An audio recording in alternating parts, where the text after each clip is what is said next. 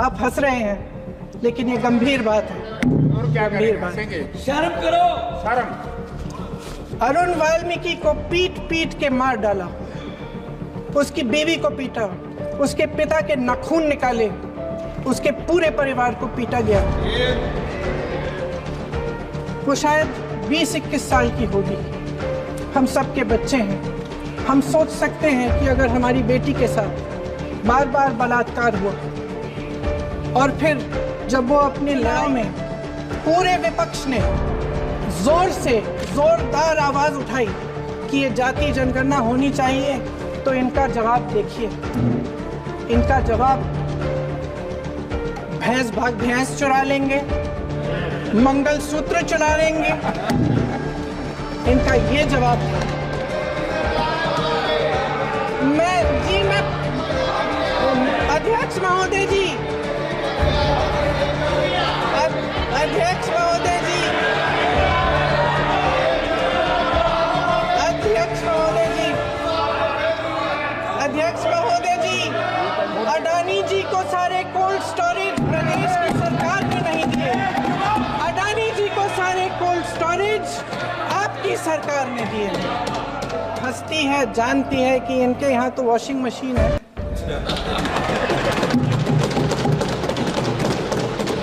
तो यहाँ से वहां जाता है, वो धुल जाता है। इस तरफ दाग, उस तरफ स्वच्छता। और मेरे कई ऐसे साथी हैं जो इस तरफ होते थे, उस तरफ चले गए। मुझे दिख भी रहे हैं, वॉशिंग मशीन में शायद धुल गए हैं। प्रियंका गांधी वाड़ा।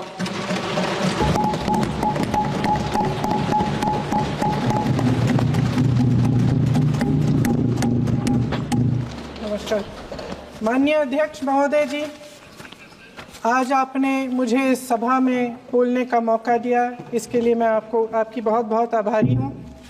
सबसे पहले जो सुरक्षाकर्मी, जो जवान अफसर 13 दिसंबर को संसद की सुरक्षा के लिए शहीद हुए, उनके प्रति मैं श्रद्धांजलि व्यक्त करना चाहती हूँ। महोदय, हजारों साल पुरानी हमारी देश की, धर्म की एक पुरानी परंपरा रही है। ये परंपरा संवाद, चर्चा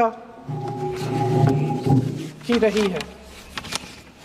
एक गौरवशाली परंपरा है जो दर्शन ग्रंथों में, वेदों में, उपनिषदों में दिखती है। वाद विवाद और संवाद की हमारी पुरानी संस्कृति है। अलग अलग धर्मों में भी, इस्लाम में, सूफियों में, बौद्ध धर्म में, जैन धर्म में, सिख धर्म में भी ये वाद संवाद, ये चर्चा बहस, इसकी संस्कृति रही है। इसी परंपरा से उभरा हमारा स्वतंत्रता संग्राम। हमारा स्वतंत्रता संग्राम विश्व में एक अनोखा संग्राम था, एक अनोखी लड़ाई थी जो अहिंसा और सत्य पर आधारित थी। ये वाद संवाद की जो परंपरा है, इसको इस संग्राम ने आगे कैसे बढ़ाया? क्योंकि ये जो संग्राम था, ये जो लड़ाई थी हमारी आज़ादी के लिए, एक बेहद लोकतांत्रिक लड़ाई थी। इसमें देश के किसान, देश के जवान, देश के मजदूर, देश के अधिवक्ता, देश के बुद्धिजीवी, चाहे किसी भी जाति के हो, चाहे किसी भी धर्म के हों, चाहे किसी भी भाषा को बोलते हों, सब इस स्वतंत्रता संग्राम में शामिल हुए। सब ने हमारे देश की आज़ादी की लड़ाई लड़ी।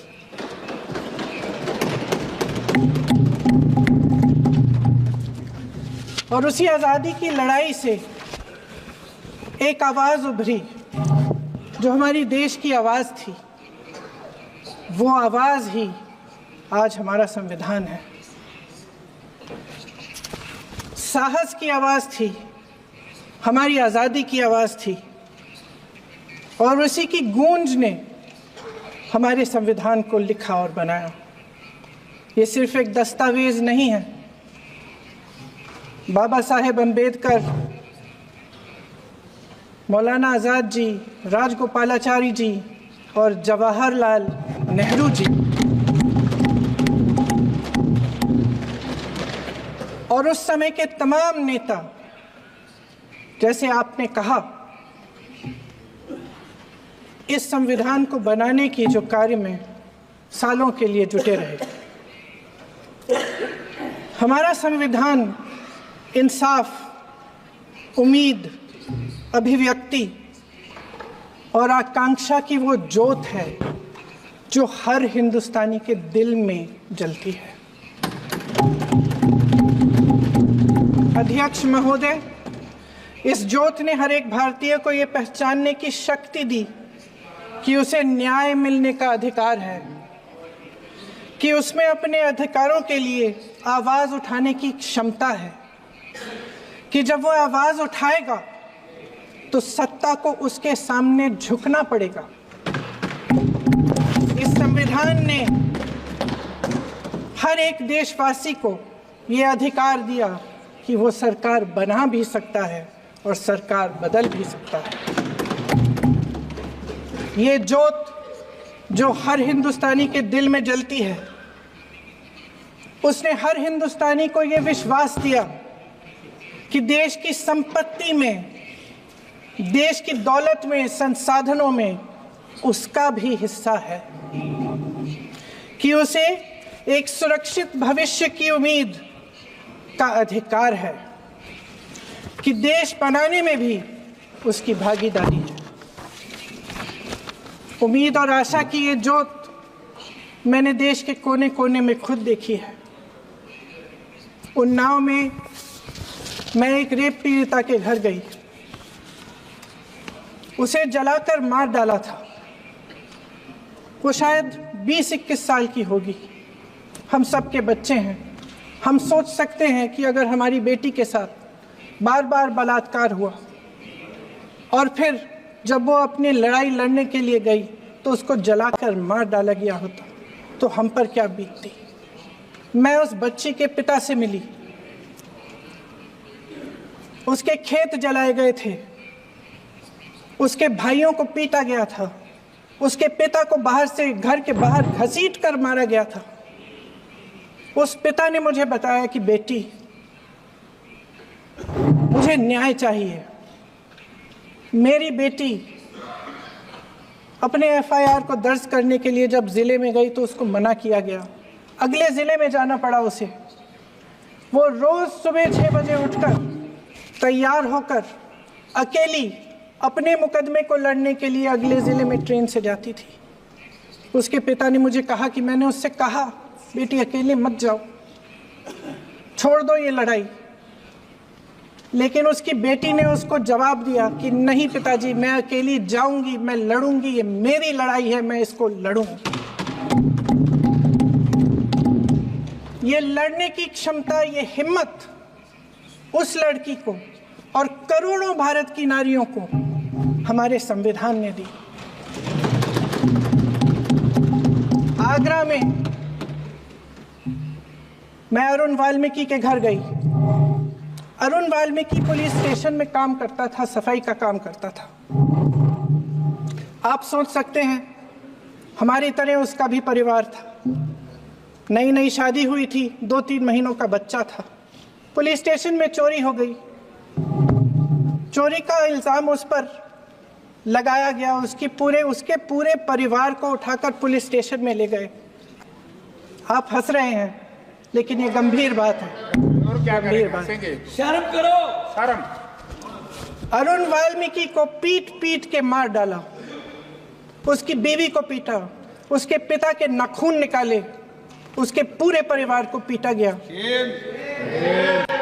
जब मैं उस जवान महिला से मिलने गई जो अभी अभी विधवा हुई थी, तो उसने मुझे कहा कि दीदी, हमें सिर्फ एक चीज़ चाहिए, हमें न्याय चाहिए और हम इस न्याय के लिए लड़ते रहेंगे, चाहे कुछ भी हो जाए। ये हिम्मत उस महिला को हमारे संविधान ने दी।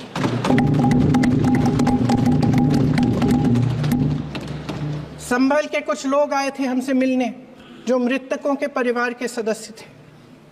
उसमें 2 बच्चे थे, अदनान और उजैर। अब सुनिए। उसमें 2 बच्चे थे, अदनान और उजैर। एक बच्चा मेरे बच्चे की उम्र का है, दूसरा उससे छोटा 17 साल का है। दर्जी के बेटे थे। दर्जी का एक ही सपना था कि वो अपने बेटों को पढ़ाएगा लिखाएगा। एक बेटा डॉक्टर बनेगा, एक बेटा भी सफल होगा दूसरा बेटा भी अपने जीवन में सफल होगा। उनके पिताजी हर रोज उनको स्कूल छोड़ते थे। उस दिन भी स्कूल छोड़ने के बाद अपनी दुकान में चले गए।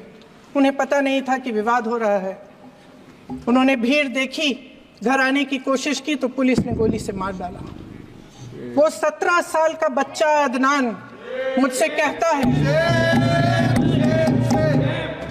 वो 17 साल का बच्चा अदनान मुझसे कहता है कि मैं बड़ा होकर डॉक्टर बन के दिखाऊंगा, मैं अपने पिता का सपना साकार करूंगा।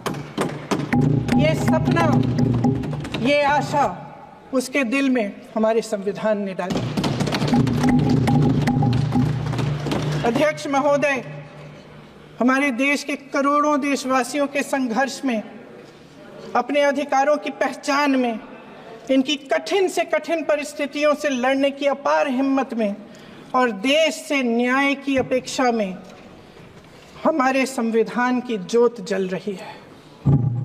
मैंने हमारे संविधान की ज्योत को जलते हुए देखा है और इसके साथ साथ ये भी समझा है कि हमारा संविधान एक सुरक्षा कवच है।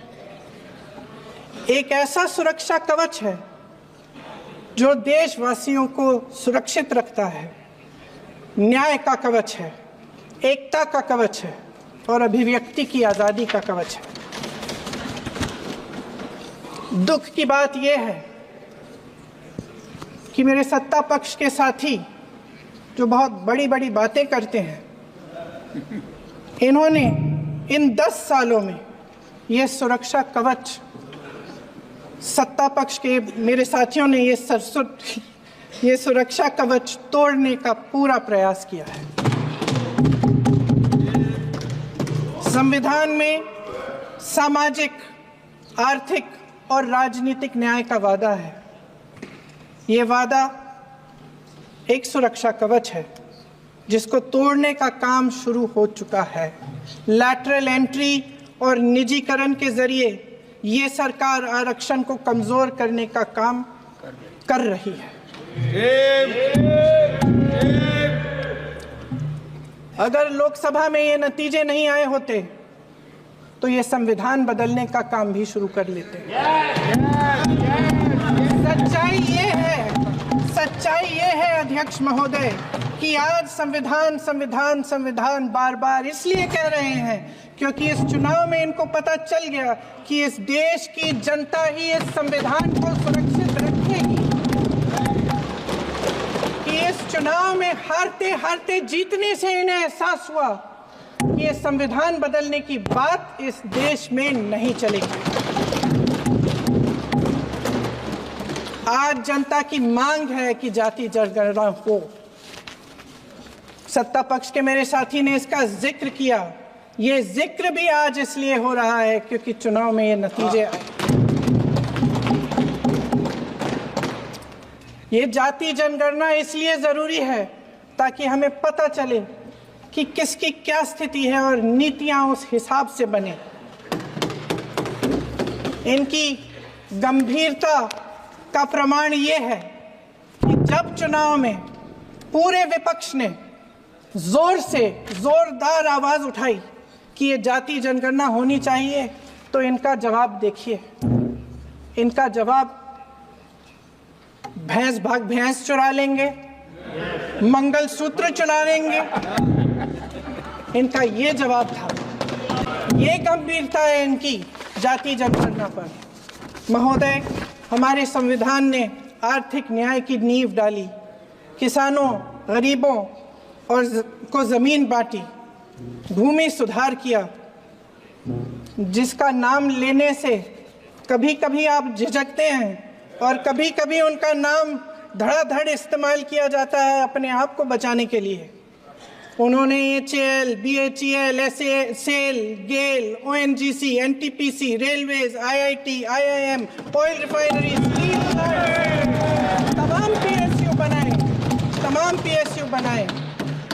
अध्यक्ष महोदय, उनका नाम पुस्तकों से मिटाया जा सकता है, उनका नाम भाषणों से मिटाया जा सकता है, लेकिन जो उनकी भूमिका रही इस देश की आज़ादी के लिए और इस देश के निर्माण के लिए, वो इस देश में से कभी मिटाया नहीं जा सकता। 75 सालों में जनता का भरोसा रहा कि नीतियाँ बनेंगी तो जनता की भलाई के लिए बनेंगी। जल जंगल जमीन का अधिकार मिला आदिवासी भाई बहनों को। इंदिरा जी ने बैंकों का राष्ट्रीयकरण करवाया, खदानों का राष्ट्रीयकरण कराया। कांग्रेस और यूपीए की सरकारों में शिक्षा का, भोजन का अधिकार मिला। 75 सालों में जनता का भरोसा मिला। पहले संसद चलती थी तो जनता की उम्मीद होती थी कि सरकार महंगाई और बेरोजगारी पर चर्चा करेगी, कोई उपाय निकालेगी, कोई रास्ता निकालेगी। लोग मानते थे कि अगर कोई नई आर्थिक नीति बनेगी तो देश की अर्थव्यवस्था को मजबूत बनाने के लिए बनेगी, तो भारतीय बाजार को मजबूत बनाने के लिए बनेगी, उनके भविष्य को मजबूत बनाने के लिए बनेगी।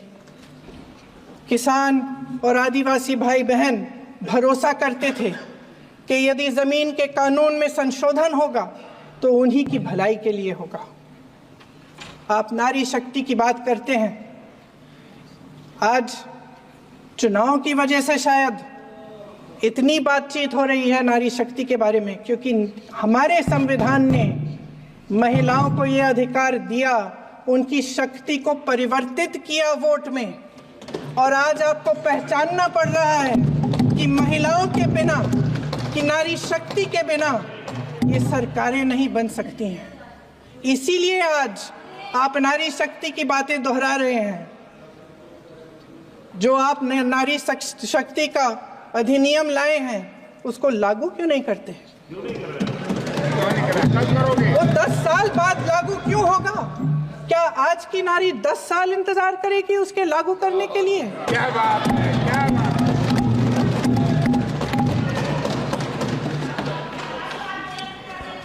आज संसद में बैठे हुए सत्ता पक्ष के मेरे साथी ज्यादा से ज्यादा अतीत की बातें करते हैं। 1921 में क्या हुआ, कब हुआ, नेहरू जी ने क्या किया। अरे वर्तमान की बात करिए, देश को बताइए आप क्या कर रहे हैं, आपकी जिम्मेदारी क्या है? कि सारी जिम्मेदारी जवाहरलाल नेहरू की है। अध्यक्ष महोदय जी, ये सरकार आर्थिक न्याय का सुरक्षा कवच तोड़ रही है। आज संसद में बैठी ये सरकार बेरोजगारी और महंगाई से जूझ रही हमारी जनता को क्या राहत दे रही है? कृषि के कानून भी बड़े बड़े उद्योगपतियों के लिए बन रहे हैं। सही MSP को छोड़िए, DAP तक नहीं मिल रहा है।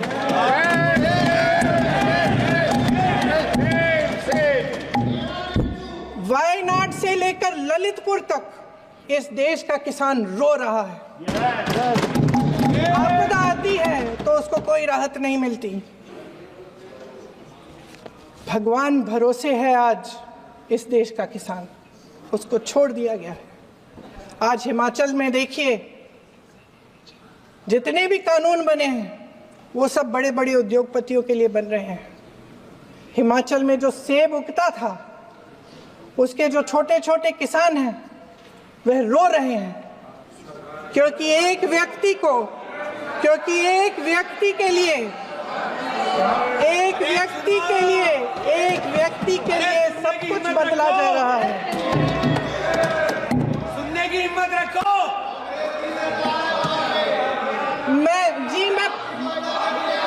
अध्यक्ष महोदय जी,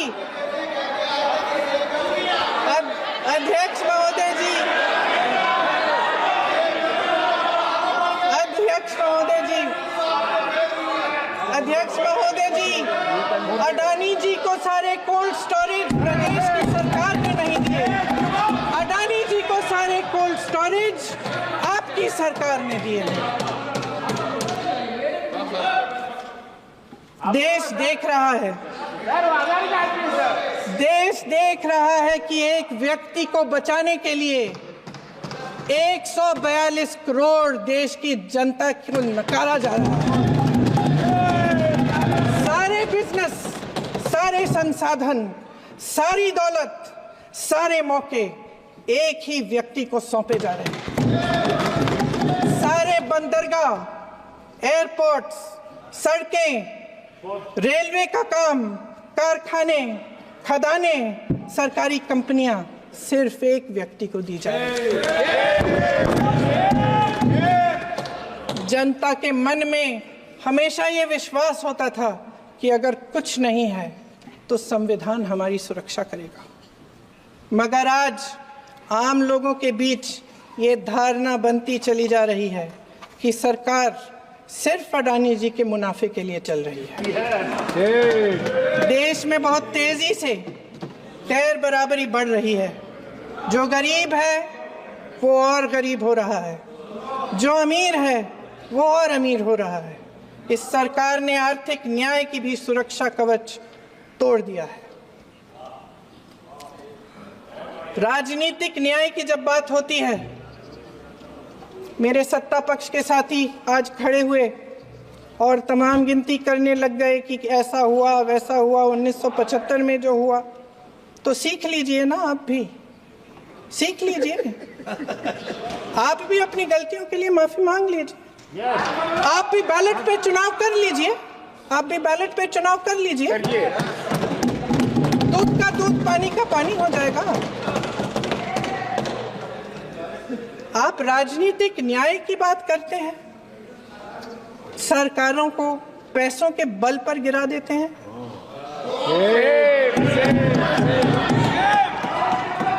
मेरा आग्रह है कि अपन संविधान में सकारात्मक बोले।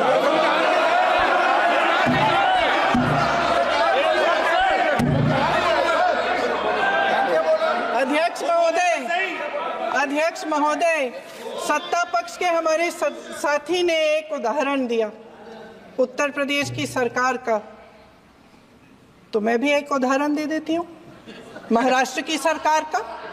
मैं भी एक उदाहरण दे देती हूँ हिमाचल की सरकार को तोड़ने की कोशिश किसने की, पैसों के बल पे की, गोवा की सरकार। तमाम उदाहरण राजस्थान की। क्या ये सरकारें जनता ने नहीं चुनी थी? क्या संविधान इन पर लागू नहीं था? पूरी देश की जनता जानती है कि इनका, हंसती है, जानती है कि इनके यहाँ तो वॉशिंग मशीन है।